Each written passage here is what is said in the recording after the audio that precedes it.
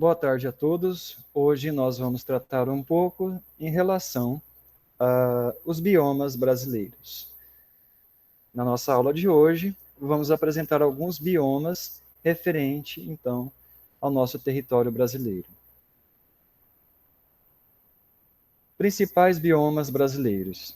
Os principais biomas brasileiros são Amazônia, Cerrado, Mata Atlântica, Pampas, Caatinga e Pantanal. O território brasileiro, com cerca de 8,5 milhões de quilômetros quadrados, possui uma grande variedade de características naturais, solo, relevo, vegetação e fauna, e interage entre si, formando uma composição natural única.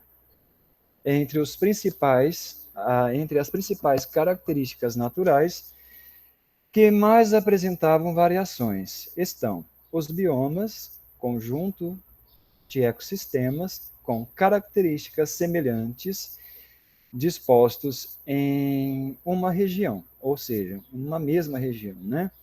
E que historicamente foram influenciados pelos mesmos processos de formação. De acordo com o IBGE, o país possui 6 grandes biomas, juntos possuem uma das maiores biodiversidades do planeta.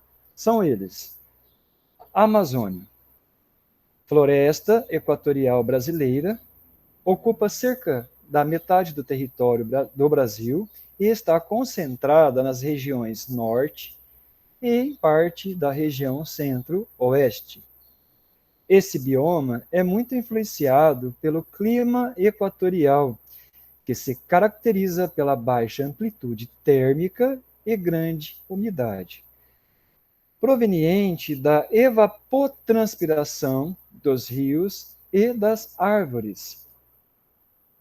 A sua flora é constituída por uma vegetação florestal muito rica e densa e apresenta espécies de diferentes tamanhos. Algumas podem alcançar até 50 metros de altura, com folhas largas e grandes, e não caem no outono.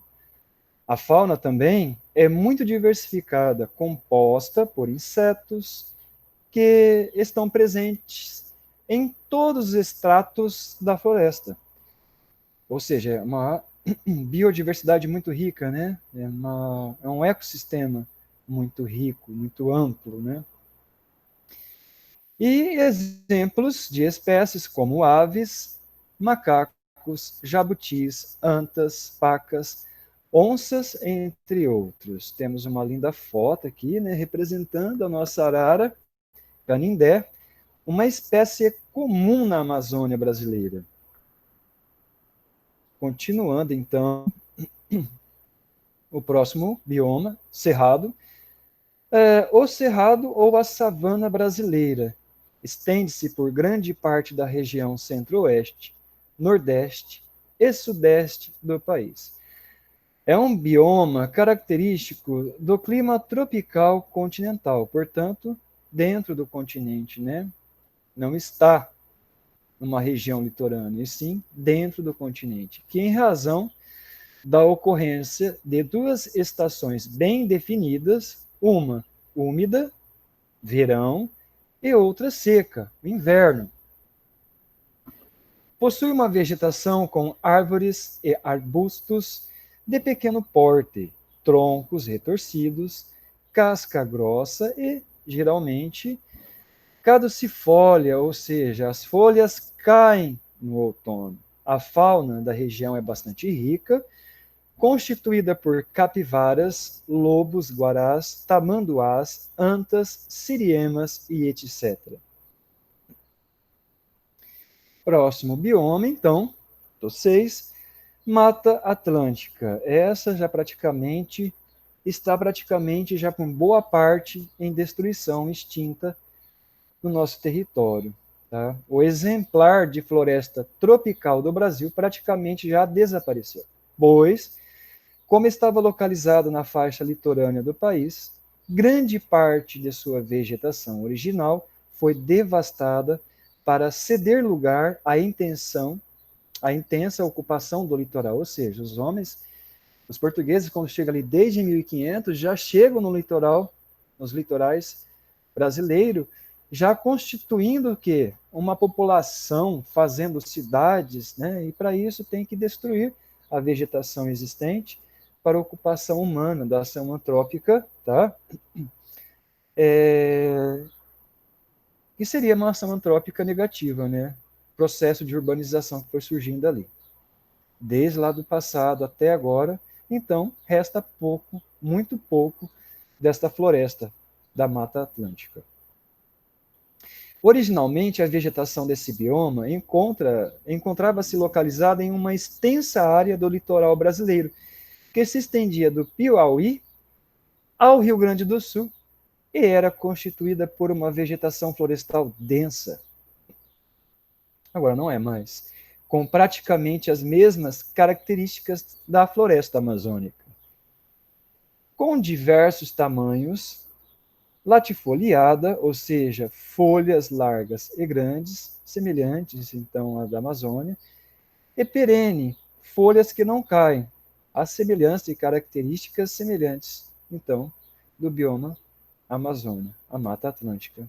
Portanto, então, a fauna dessa região já foi praticamente extinta e era constituída por micos, leões, lontra, onça-pintada, tatu, canastra, arara azul e outros.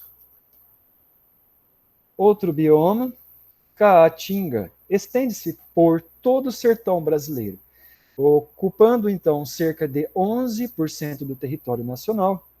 Trata-se de região mais seca do país, localizando-se na zona de clima tropical semiárido, portanto, seco, né? Pouca umidade ali. A vegetação dessa região é composta principalmente por plantas xerófilas, ou seja, acostumadas com a aridez, como as cactáceas, que seria então o quê? Uma vegetação que vai se adaptar ali a esse período seco, né, e arenoso, para poder sobreviver a essa região, né? E as caducifólias, que também que perdem a folha durante o período mais seco. Porém, elas perdem as folhas, parece que estão mortas, mas não estão, viu, pessoal? Porque elas possuem raízes profundas que vão atingir lá o lençol freático, desculpa, que vai obter água para a sua vida, né? Sua subsistência ali naquela região tão seca. Além de algumas árvores com raízes bem grandes, né, que o professor comentou, que conseguem captar a água do lençol freático em grandes profundidades e que, por isso, não perdem as suas folhas. É outro tipo também de vegetação, como o juazeiro. Agora, a fauna, né, os seres vivos ali, tipo animais, que vivem ali. A fauna desse bioma é composta por uma grande variedade de répteis, sapo-cururu, asa branca, cutia, gambá, preá, veado catingueiro, tatupeba e etc. Dando sequência, então, o bioma Pampas, localizado no extremo sul do Brasil, no Rio Grande do Sul. Esse bioma é bastante influenciado pelo clima subtropical e pela formação do relevo, que é constituído principalmente por planícies.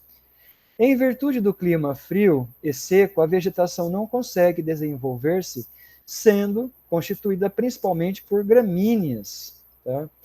Como capim barba de bode, capim gordura, capim mimoso e etc. São exemplos de animais que vivem nesse bioma: o veado, garça, lontras, capivaras e outros. Agora, o bioma Pantanal, também um bioma muito rico, trata-se da maior planície inundável do país e está localizado nos estados de Mato Grosso e Mato Grosso do Sul.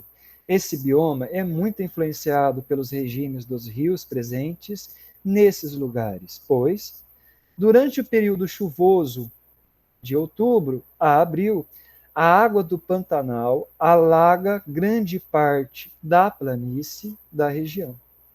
Interessante.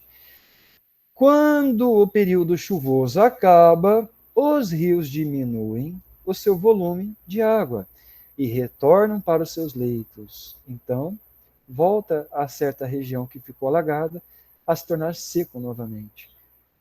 Por esta razão, a vegetação e os animais precisam adequar-se à movimentação das águas. Todos esses fatores tornam a vegetação do Pantanal muito diversificada, ou seja, muito rica, né? Havendo exemplares higrófilos adaptados, então, à umidade, plantas típicas do Cerrado e da Amazônia, e, nas áreas mais secas, espécies xerófilas. A fauna é constituída por várias espécies de aves, peixes, mamíferos e etc. Temos aqui uma representação, tá, do bioma amazônico, tá, uma região que foi devastada, desmatada, né? Para quê? Para a única função que o homem destruiu essa região, tá? Para criar o quê? O seu gado, fazer pastagem para gado. Infelizmente, essa região que foi então devastada está sofrendo grande destruição somente para o uso de criação de gado. Triste isso, né?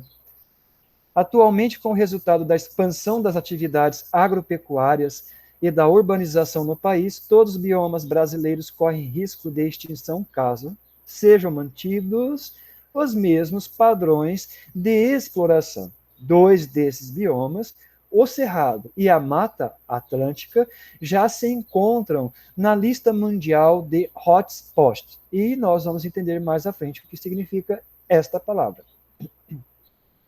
Isto é, áreas com grande diversidade que se encontram ameaçadas, sejam mantidos os índices de desmatamentos atuais. Né? Então, o Pantanal e os Pampas são ameaçados pelas atividades agropecuárias que comprometem o sistema de cheias dos rios no Pantanal e contribuem para o processo de desertificação, ou seja, tornar aquele solo tão úmido, cheio de vegetação, arenoso, né, como um solo de deserto. Nos Pampas, isso pode ocorrer nos Pampas. Assim, o Brasil, embora possua uma grande biodiversidade, corre o risco de perdê-la caso as leis ambientais de proteção desses biomas não sejam colocadas em prática. Temos aqui uma foto da vegetação caducifólia da caatinga, que perde suas folhas no período da seca. Porém, não, as suas raízes são profundas e elas conseguem atingir os lençóis freáticos e sobreviver. Hotspots. Vamos saber então. Nos estudos ambientais, entende-se por hotspot toda a área natural cuja preservação é prioridade em níveis mundiais, em razão de suas elevadas, ameaças de extinção. Por esta definição, então, é considerada como hotspot toda a área, veja bem, com pelo menos 1.500 espécies endêmicas, ou seja, que só existem naquela região e que já perdeu mais de 3/4 de sua vegetação original. Então, quando uma área possui essas características, ela vai entrar na preservação e é um hotspot. No Brasil, 2 domínios naturais são classificados como tal. Qual será? O Cerrado e a Mata Atlântica. Pessoal, essa foi a nossa aula de hoje e peço que vocês deixem o seu like e inscrevam no meu canal. Até a próxima. Tudo de bom para vocês. Fiquem com Deus.